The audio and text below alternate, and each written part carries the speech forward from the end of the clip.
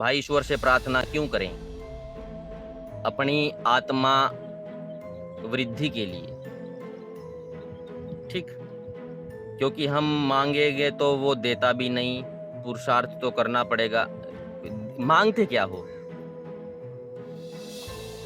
ये तो एक फिल्म भी है, वो गॉड टू सिगरेट हो, इंग्लिश में भी है वो अलमाइटी गॉड, कुछ ऐसी। किस किस को क्या क्या देगा? एक लड़की के पीछे 10 पड़े हुए हैं, एक एक्ट्रेस के पीछे पूरा देश पागल है। किसके पास सुलाएगा दीपिका को भगवान? जवान आदमी कौन है इस देश में? जवान आदमी जो किसी एक्ट्रेस, सुंदर एक्ट्रेस के साथ नहीं सोना चाहता। चलो इस देश की बड़ी एक्ट्रेस कौन है? कैटरीना, दीपिका, और को आजकल नई आ गई हैं।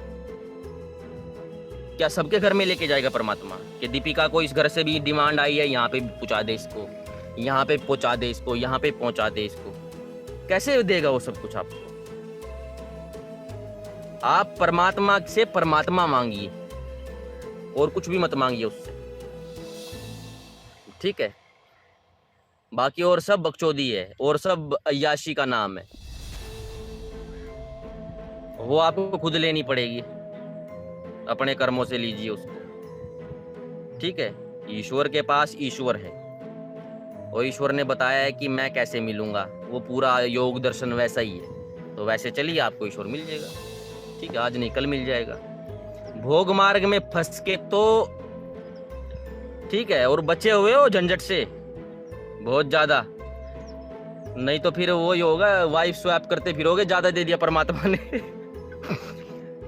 ठीक, अक्सर तो ऐसा हो, अगर परमात्मा सबको पैसा दे देना, आधी दुनिया तो गंडवी हो जाएगी, गे हो जाएंगे जितने मर्द बने फिर रहे हैं दाढ़ी बढ़ा बढ़ा के। उससे ज्यादा वाले ये वेश्यावृत्ति तो बहुत अच्छी मानी जाएगी अगर सबके पास पैसा आ जाए, यानी कि गिरे हुए में ये तो सबसे अच्छा काम माना जाएगा कि चलो इसमें भी ठीक है। लेकिन वो किन्नरगिरी, किन्नर वृत्ति, इतना मार्केट बढ़ गई है किन्नरों की इस सेक्सुअल दुनिया में, हद से ज्यादा। जिसके पास भी अंधा पैसा आया, वो मैं कहता हूं कि आप 1 लाख साल से प्यासे हो ना, फिर भी आपका पेट आपकी प्यास 2-3 गिलास में ही मिट जाएगी।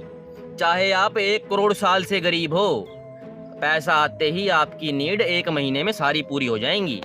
उसके बाद क्या? वो तो गरीब भी तुमको मेहनत में लगाए रखती है। नहीं तो जिस क्षेत्र से रोड निकला, जमीन हुई 5-5 करोड़ की, सब गंडवागिरी। कब करे क्या?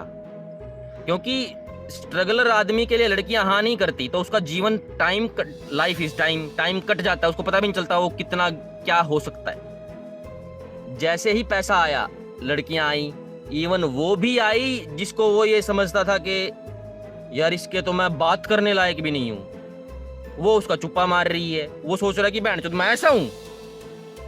उससे आधी लड़की भी उससे शादी ना करे, उससे डबल ट्रिपल लड़की उसके सामने झुकी हुई है, वो भी गलत। मतलब कि वो बता भी नहीं सकता मैं, इतनी गाली देता वक्त भी। वो हो रहा है काम। कितने दिन करेगा सेक्स लड़कियों से? कितने दिन? फिर वो जाएंगे किन्नरों पे, पिटवाएंगे, पैसिव, फिर वो लड़के ही लग जाएंगे। इतना गंद माहौल हो गया है। बचा करो, परमात्मा से खाली परमात्मा मांगो। कहां तुम इस चक्कर में पड़े हो? धन भी मांगो तो पुरुषार्थ, बस बिना पुरुषार्थ का तो क्या बोलते हैं इसको, जमीन बढ़ गई, रोड निकल गया, एकदम किराया आ गया बहुत सारा, वो तुम्हें ले मरेगा। अच्छे अच्छे इतनी बड़ी बड़ी दाढ़ी वाले गे बने पड़े हैं बहन जो अपने आप को मर्द कहते थे। क्योंकि ऐसा कुछ नहीं होता। ये बात तो मैं 5-7 साल से बोल रहा हूं कि ये होमोसेक्सुअलिटी कोई जन्मजात हो सकती है, ये बाद में भी बनती है, ठीक है? आदमी को सेक्सुअल आनंद हर जगह आता है, यहाँ पे भी आएगा, यहाँ पे। वो तो आपको बचपन से एक सिस्टम बनाया हुआ है इज्जत बेइज्जती का महापुरुषों के द्वारा। लेकिन एक बार आप इससे निकले और बिना पुरुषार्थ का धन मिला, फिर देख लो तुम बच सकते हो मे बी, कि तुम पुराने मिलेनियल टाइप को 80-90 में पैदा हुए हो, तुम्हारे बच्चे नहीं बचेंगे। बच्चे तो सबके ही, मतलब कि वो तो एक अजीब खेल में चले जाएंगे। समाज को लग रहा है कि वो उसके साथ सेट हो गई, वो उसकी गर्लफ्रेंड बन गई, उसकी पत्नी उससे सेट हो गई, समाज गिर गया है। ये तो बहुत अच्छी बात है, जहां तक गिरा पड़ा है ना, ये तो तुम्हें देव युग लगेगा कि इतना तो हो तो चलो ठीक है, जिसको तुम बहुत गंद मान रहे हो। नाश वहां तक हुआ पड़ा है, गू खा रहे हैं आदमी एक दूसरे का, कि मेरे मुंह में हग दो और 1 लाख रुपए ले लो। पैसा इतना पड़ा है, क्योंकि एक लिमिट के बाद पैसा, फिर पैसे को ऐसे कमाता है बिना मेहनत के, ब्याज ही इतना आता है उस पर। एफडी करा दो, कई करोड़ रुपयों की एफडी करा दो, तुम्हारा एक खेत बिक गया 4 करोड़ का, उसकी एफडी करा दो, कितना हो जाएगा पैसा 4 करोड़ का? कुछ लाखों रुपए महीना शायद।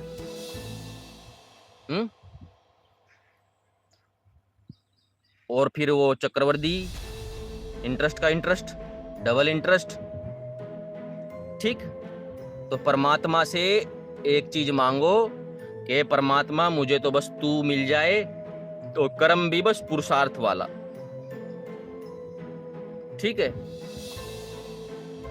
नहीं तो फिर बड़ी 10 मंजिला बिल्डिंग में चढ़ रहे होगे ऊपर, शुरू में लड़कियां लेके चढ़ोगे, फिर किन्नर लेके चढ़ोगे, फिर लड़के लेके चढ़ोगे फिर कोई तुम्हें लेके चढ़ेगा। इतना नाश हुआ पड़ा है इस हाई वर्ल्ड क्लास में। और अब तो डॉक्यूमेंट्रियां भी आ गई हैं इनके ऊपर। हम तो डॉक्यूमेंट्री नहीं है, पॉडकास्ट आ रही हैं, और मैं तो पॉडकास्ट से पहले बोल रहा हूं, क्योंकि एक बार तुम आत्मा समझ गए ना, आत्मा क्या होती है, फिर तो तुम हर चीज प्रेडिक्ट कर लोगे। नहीं हो रहा समाज में, कोई नहीं, मुझे पता ही होगा, ऐसे हो जाओगे। एक बार आत्मा समझ लो कि मैं एक देशी हूं, मुझे विस्तार करना है। बाह्य विस्तार में हर गलत काम करोगे, अंतः विस्तार में हर काम सही करोगे, बस याद रख लो इस बात को। और परमात्मा ने तुमको छोटा सा पेट दिया है, इतना सा, इसमें 2 सेब पड़ जाएं बहुत है। बाकी तो हवस है, वो हवस प्रकृति की मैया खोद देगी, और फिर उसी प्रकृति में दोबारा पैदा होना पड़ेगा। जितना नाश प्रकृति का करके मरोगे, फिर उसी में दोबारा पैदा होगे। वो सिंपल सी बात है, पॉलीथीन जला के मरोगे तो फिर पॉलीथीन इकट्ठा करने वाली औरत के यहीं पे गुड्डा बन के पैदा होगे, फिर वो तुम्हें और पॉलीथीन सुंघाएगी, फिर तुम उससे फेफड़ों में बचपन में ऐसे करके कैंसर प्राप्त कर लोगे। फिर कहोगे बच्चे ने क्या बिगाड़ा था भगवान, इसको क्यों कैंसर दे दिया, तुम करके ऐसे हालत मरे हो। इसलिए ईश्वर से ईश्वर और पुरुषार्थ मांगो बस। ये जितनी भी हवस का ख्याल है ना, ये तो रहने ही दो भाई, मांगना मत ईश्वर से कभी ठीक है, ये काम कभी ईश्वर से मत मांगना, नहीं तो ये दुनिया इतनी गंधीली है, तुम्हें पता भी नहीं है।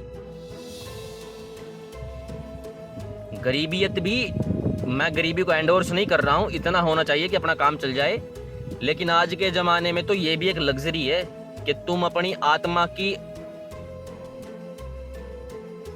एक्सट्रीम पतन से बचे हुए हो।